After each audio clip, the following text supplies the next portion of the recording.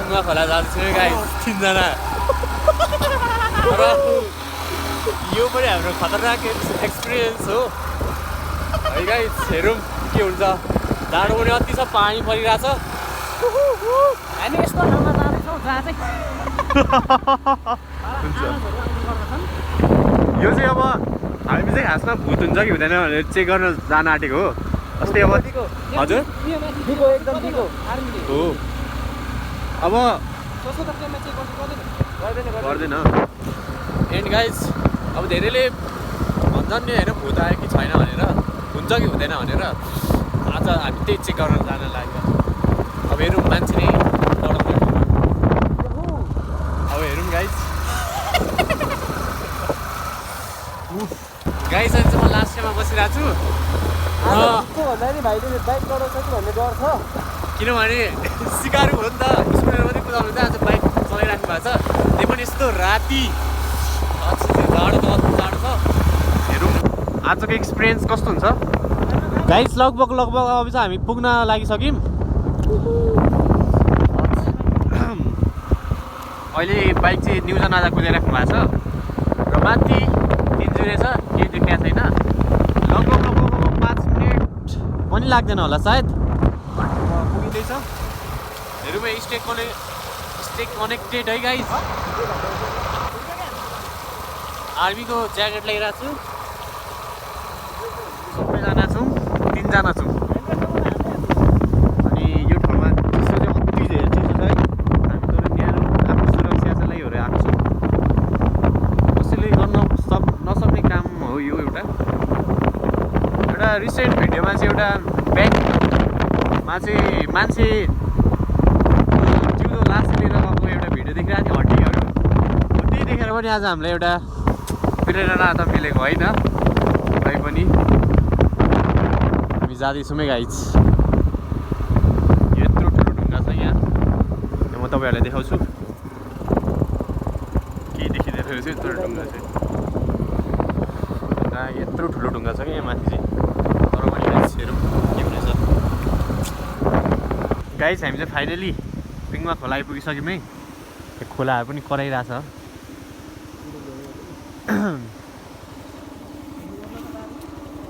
तपाईँहरूलाई अब बिलिभ लाग्न नसक्ला बट आइसकेको छौँ है हामी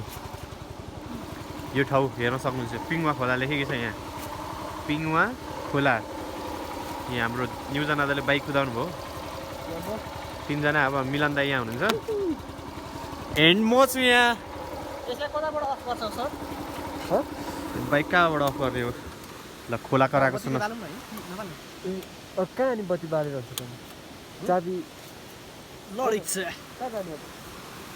खोला कराएको सुन्न सक्नुहुन्छ यहाँ होइन लाउनु न जाडो हुन्न मेरो फोन भाइसँग छ तिम्रो फोन मसँगै छ 3 जनाको फोन बाल्दाखेरि अलिक उज्यालो देखिन्छ नि त जाडो हुन्छ हुँदैन नि तपाईँलाई के को जाडो बाबु हामी आइसक्यो ल एकदम रमाइलो भइरहेछ लु अब कता जाने हो हाम्रो यहाँ टस देखाएको बेला ल हुन्छ हामी चाहिँ यस समय यता यहाँ देख्यौँ है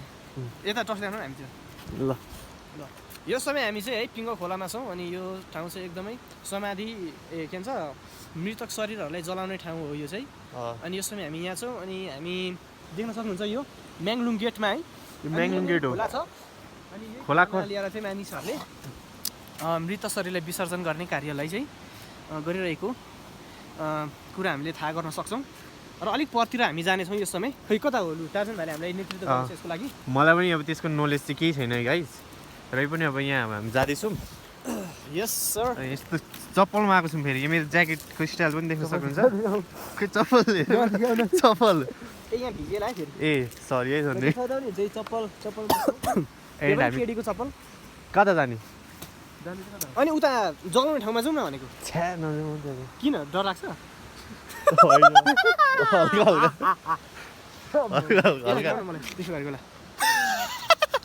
गाइस हामीले चाहिँ अब यहाँ लगभग 5-6 मिनट चाहिँ बसिसक्यौँ तर पनि अब केही महसुस चाहिँ भएन तर पनि अब एक्कासी आफै डर चाहिँ लागिरहेछ है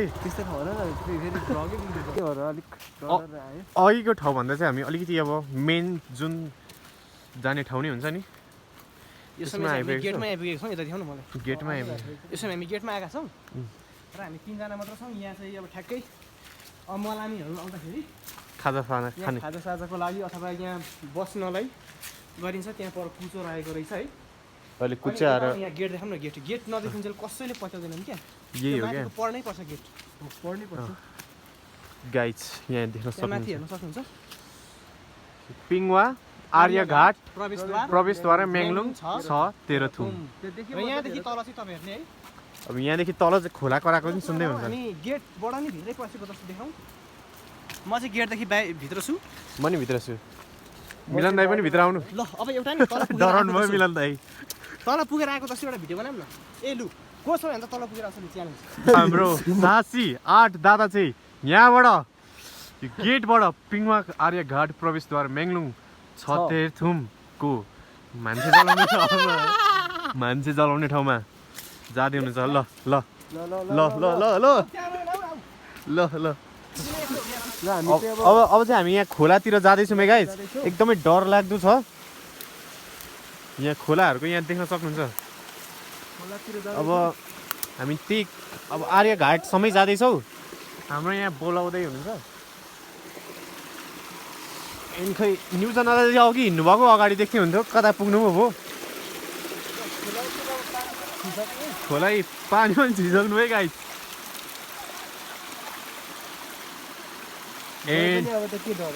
एन्ड गाइज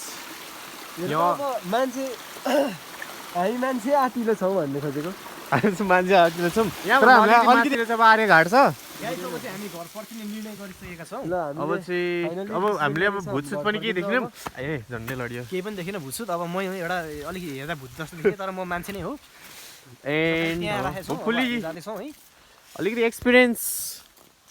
चाहिँ गरियो नयाँ एक्सपिरियन्स अस्ति पनि च्यानघारीमा बसेको थिएँ त्यो चाहिँ लङ भिडियोमा आइरहेछ